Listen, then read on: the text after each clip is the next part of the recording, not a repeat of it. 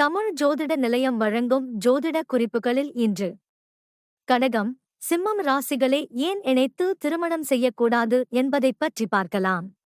திருமணம் என்பது ஆயுள் காலம் முழுவதையும் ஒன்றாக கழிக்க விரும்பும் இருவரின் இணைவு. இந்த இணைவு நிலையாக இருக்க வேண்டுமானால் குண ஒற்றுமை அவசியம். திருமணத்தில் ராசி பொருத்தம் என்பது முக்கியமான ஒன்றாக கருதப்படுகிறது. கடகம் ஒரு நீர் ராசி.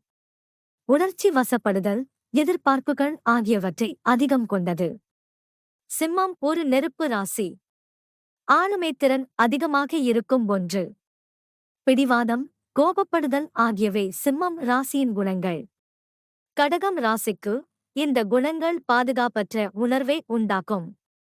நீர், நெருப்பு ராசிகளின் அம்சங்கள் கருத்து வேறுபாடுகளை உண்டாக்குவதால் இந்த ராசிகளை இணைத்து திருமணம் செய்யாமல் இருப்பது நல்லது.